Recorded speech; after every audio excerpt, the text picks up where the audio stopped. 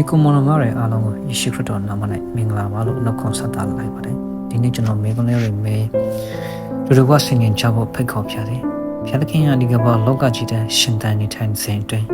ကျွန်တော်တို့ကိုဘလို့အတ္တမျိုးနဲ့ရှင်သန်နေစေခြင်းတည်းလဲဆိုတာသိဖို့အရင်ရည်ကြည်ပါတယ်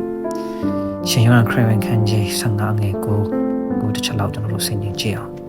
ခမည်းတော်ဒီငါ့ကိုချစ်တော်မူတဲ့ကဲ့သို့ငါသည်သင်တို့ကိုချစ်ငါ၏ချစ်ခြင်းမေတ္တာ၌တည်နေကြလောသခင်ဟာဘာကြောင့်များသူ့ရဲ့ချစ်ခြင်းမေတ္တာမှာတည်ကြလောလို့မိန့်မခဲ့တာလဲကျွန်တော်တို့တွေသူ့မေတ္တာနဲ့ကင်းကွာသွားမှာကိုသခင်ဘာကြောင့်မလိုချင်ခဲ့တာလဲဘာကြောင့်သခင်ဟာချစ်ခြင်းမေတ္တာနဲ့ကျွန်တော်တို့ကိုတည်စေခြင်းခဲ့ရတယ်လဲဆိုရင်ရှင်ယောဟန်ဩဝါဒစာပထမဆုံးခန်းကြီးလေးအငယ်ရှိကိုကျွန်တော်တို့ပြန်လည်ဆင်ခြင်ကြည့်ရအောင်ချစ်ခြင်းမရှိသောသူသည်ဖျားသခင်ကိုမသိအကြောင်းမူကားဖျားသခင်သည်ချစ်ခြင်းမေတ္တာဖြစ်တော်မူ၏သခင်ဟာကျွန်တော်တို့ကိုဖျားသခင်ကိုတည်ကျွမ်းရင်းနှီးခြင်းနဲ့ဒီကမ္ဘာလောကကြီးထဲမှာရှင်သန်နေထိုင်စေခြင်းခဲ့တာပါဒါကြောင့်မို့ကျွန်တော်တို့ဟာနေ့စဉ်ဘယ်လိုရှင်သန်နေထိုင်ကြရမလဲဆိုတာသခင်ဟာပြောထားခဲ့ပြီဖြစ်လို့မိမိရှိနေရမယ့်နေရာအရက်မှာရှိကြပါသေးလို့ဆုတောင်းမေတ္တာပို့တာရင်းနဲ့